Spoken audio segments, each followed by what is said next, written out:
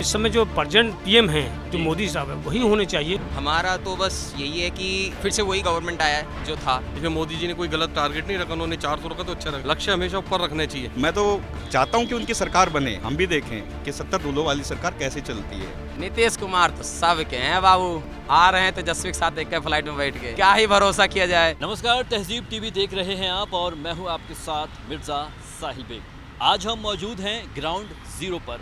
40 दिन के लोकतंत्र के इस महापर्व के बाद आवाम के बीच आज हम मौजूद हैं और आवाम से जानेंगे कि जनता की क्या राय है चुनाव परिणाम को लेकर। जनता की क्या राय है, आपकी क्या राय है सर चुनाव के परिणाम को लेकर? चुनाव के परिणाम में जो लोगों की अपेक्षाएं थी, मोदी सरकार दोबारा पूर्ण बहुमत से आएगी जी, उसमें कुछ कमी दिखी है, मगर लेकिन कोई बात नहीं, सरकार पूरी चलेगी, 5 साल दोबारा चलेगी और बहुत अच्छे से चलेगी। लेकिन 400 पार का नारा एक तरीके से फेल होता दिखाई दिया। देखो, हर किसी की स्ट्रेटजी होती है चुनाव लड़ने के लिए। 400 पार कह रहे हैं, उनका टारगेट था, हर कोई टारगेट अपना बड़ा ही रखता है।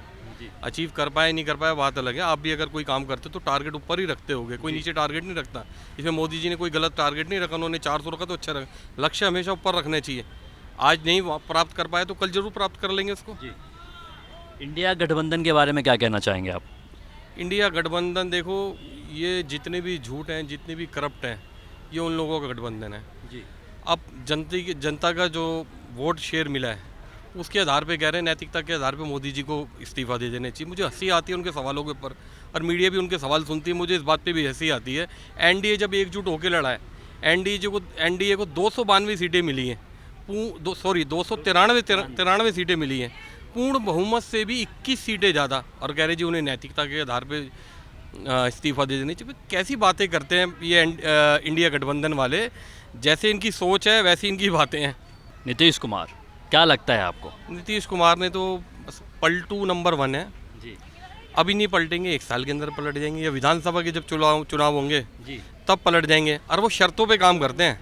अब वो मोदी जी से शर्तें रखेंगे आने वाले समय में जी। और मोदी जी शर्तों पे कभी काम करते नहीं हैं, और वो किसी भी दल में चले जाएँ मोदी जी को फिर भी फ़र्क पड़ने वाला नहीं। 12 सीटें हैं उनकी और इनके पास 21 एक्स्ट्रा हैं, जब बहुमत से ज़्यादा है। अगर वो उधर भी चले जाते तो भी फ़र्क नहीं पड़ता पलटू राम को। क्या नाम है आपका? आनंद शुक्ला। चुनाव परिणाम आ चुके हैं, इस पर आपकी क्या राय है?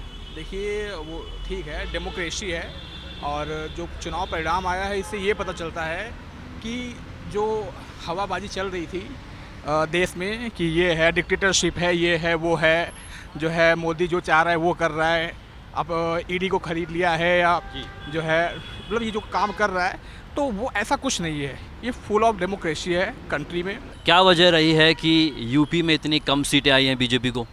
देखिए, यूपी में कुछ जगहों पे तो थोड़ा सा दुख है कि अयोध्या जैसे जगहों से तो बीजेपी को हारना नहीं चाहिए था, क्योंकि जिस तरह से काम हुआ है वहाँ पे बिल्कुल ज़मीनी स्तर पे, ग्राउंड लेवल पे काम हुआ है, और समझ लीजिए कि बहुत ही ज़्यादा सालों पुराने मुद्दे को ख़त्म किया गया है बीजेपी द्वारा काम करके।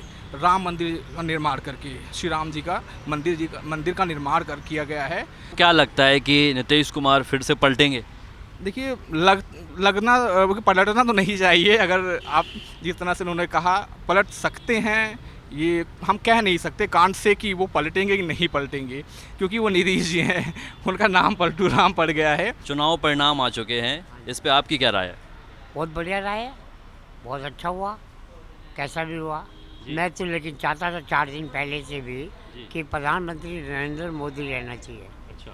अभी भी मैं चाहता हूँ कि प्रधानमंत्री नरेंद्र मोदी रहे, लेकिन अब प्रधानमंत्री मोदी नरेंद्र मोदी रहेंगे भी तो वो मज़ा नहीं आएगा जी जो पहले था। जैसे आपके एग्जिट पोल वालों ने परसों बोला था 400 पार, जी जी, वो 400 पार का नारा फेल हुआ है। नारा फेल हुआ जी। लेकिन मैं तो आज भी चाहता हूँ नरेंद्र मोदी प्रधानमंत्री रहे जी, क्योंकि मैं नहीं चाहता राहुल गांधी रहे या अपोजिशन में से कोई भी रहे, या अभी जैसा अभी नीतीश कुमार जी कह रहे हैं। क्या लगता है आपको कि नीतीश कुमार फिर से पलटेंगे? हो सकता है, कोई इनका ईमान धर्म नहीं है, नीतीश कुमार जी का ईमान धर्म नहीं है। क्या वजह है कि 400 पार का नारा फेल हो गया? ये साइकोलॉजिकल ज़्यादा था, लोगों ने, मीडिया ने ही इस तरह से उस चीज़ को बना दिया। 4-5 लोगों ने स्पेशल केंद्रित क्षेत्रों में ध्यान रखते हुए, जैसे दिल्ली हो गया, हरियाणा हो गया, उत्तर प्रदेश में थोड़ा अनएक्सपेक्टेड रहा चीज़ें, वहाँ पे अनएक्सपेक्टेड, वहाँ तो समझ ही नहीं आया कि किस तरह से क्या बात बनी वहाँ। क्या लगता है आपको कि किसकी सरकार बनने वाली है और नीतीश कुमार फिर से पलटेंगे क्या? नीतीश कुमार जी का होना नहीं चाहिए ये उनकी छवि को लेके इस तरह से कि बार बार पलटे, कोई चाहेगा नहीं कि स्टेज में आके वो इस तरह से, क्योंकि लोग पागल नहीं है अब जी। वो भी समझेंगे अगर वो पलटेंगे तो इस बार अगर किसी तरह मैनेज कर भी लेंगे, आने वाले वर्षों में नहीं कर पाएंगे। क्या नाम है आपका? रूपायन। चुनाव परिणाम आ चुके हैं, क्या चाहते हैं आप, आपकी क्या राय है? हमारा तो बस यही है कि अभी फिर से वही गवर्नमेंट आया है जो था पिछले 10 साल से। सो यही है कि ठीक से काम हो और अच्छे वाले काम हो। जो बहुत हो गया, मंदिर वंदिर सब कुछ बन गया, अभी सब सही है, बस डेवलपमेंट पे अब थोड़ा काम हो, एम्प्लॉयमेंट में काम हो, यही है।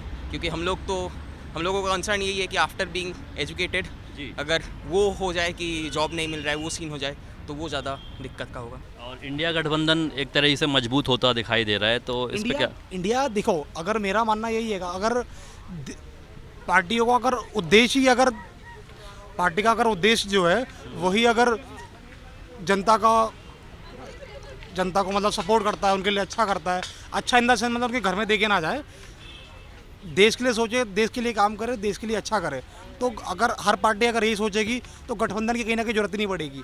सबको अपना अपना जेब भरनी है, अपना अपना चलना है और कुछ नहीं होगा इसके अलावा, बस यही करना है, ठीक है। बाकी ये कि ठीक है, पार्टी जो भी अच्छी रहे, पार्टी को सपोर्ट मत करो, लेकिन जो काम अच्छा करे बस उसको सपोर्ट करो।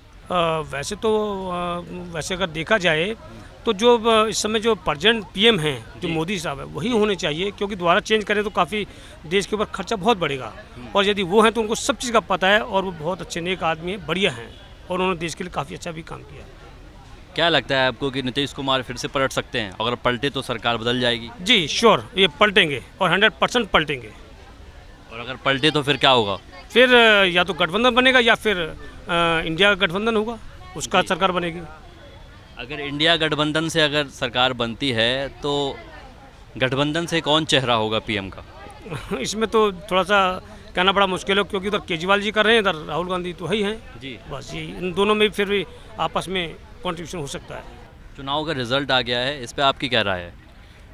चुनाव का रिजल्ट तो बहुत अच्छा है। मैं तो ये समझता हूँ कि सरकार कांग्रेस की बननी चाहिए, गठबंधन की बननी चाहिए। जिस तरीके से 400 पार का नारा बीजेपी ने दिया था और वो फेल हुआ, इस पे आप क्या कहेंगे? वो तो घमंड अहंकार था मोदी जी का, बहुत ज़्यादा कुछ बढ़ चढ़ के ही बोल लेते, बहुत ज़्यादा इस बार तो कुछ जी। तो ऊपर वाले ने फैसला कर दिया, घमंड तो किसी का नहीं रहता है। इंडिया गठबंधन के बारे में क्या कहना चाहेंगे आप? एक बारात है जिसमें 70 दूल्हे हैं जी। इससे ज़्यादा क्या बोलेंगे उसका, और ये फैक्ट है। मैं तो चाहता हूँ कि उनकी सरकार बने, हम भी देखें कि 70 दूल्हों वाली सरकार कैसे चलती है। उन्होंने नारे तो बहुत अच्छे दिए थे, चाहे वो फ्री का राशन 10 kg हो, दूसरा बेरोजगारी जी। मतलब ऐसा लग रहा था जैसे कि 2014 से पहले सभी IAS IPS थे, उसके बाद सब बेरोजगार हो गए हैं। बेरोजगार कुछ ही लोग थे जो आगे फिर से बेरोजगार हो जाएंगे जी। क्योंकि जो चीज़ें हैं ना कभी भी स्थायी नहीं रहती है, चाहे वो बीजेपी को ये चीज़ अभी समझ में आ गई होगी और कांग्रेस को भी ये चीज़ आगे समझ में आ जाएगी। यूपी में बहुत कम सीटें आई हैं बीजेपी की, इस पे आप क्या कहेंगे? कहाँ फेल हुई है बीजेपी? दो बातें मेन हुई यूपी में फेल होने का। पहला, यूसीसी को इलेक्शन से पहले लागू करना जी, जिससे कि इन्होंने मुस्लिम लोगों को बरगला करके जो इनके पक्ष में वोट देते थे, मुस्लिम महिला खास तौर से, उनको इतना धमका दिया गया कि अगर ये हमें भी देश से बाहर करेंगे, ये वो इन्होंने ऐसा फैलाया अफवाह, जिसका असर हुआ। नहीं तो अयोध्या जैसे या यूपी में जितना पैसा हमारी सरकार ने लगाया, खर्च किया और जितना प्रोग्रेस किया वहाँ पे हारने का तो कोई सवाल ही नहीं उठता। सर रिजल्ट आ गया है और सबसे बड़ी बात है हम उत्तर प्रदेश से हैं जी, उत्तर प्रदेश के अवध क्षेत्र से हैं जी। और हमारे यहाँ कहावत है कि उत्तर प्रदेश में खास तौर से अहंकार किसी का भी हो। क्या बात? हम उस राम की नगरी से हैं जो रावण का भी अहंकार चबा गए, और जो भी अहंकार किया, राम का पहला आहार है अहंकार जी। फैजाबाद में 5 सीटें लगती हैं अयोध्या बेल्ट पे जी। 5 सीट हार गया भाजपा की बार। क्या लगता है आपको इंडिया गठबंधन मजबूत हो रहा है? अब भाई ये तो देखना होगा। अब देखिए ना, पिछले बार कहाँ 50 में थे, अब 99 में आ गए।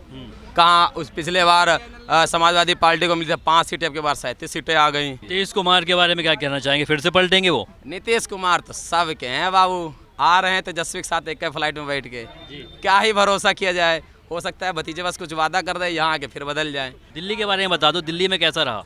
देखिए, दिल्ली में जो जनता ने 700 सीटें दी हैं, भाजपा पे तीसरी बार भरोसा किया, तो दिल्ली की जनता देख रही है केजरीवाल के कारनामे, इसलिए जनता ने भाजपा पे भरोसा किया है। और पूरे देश ने जो जनमत दिया है उसको सर माथे और अच्छा जनमत दिया है।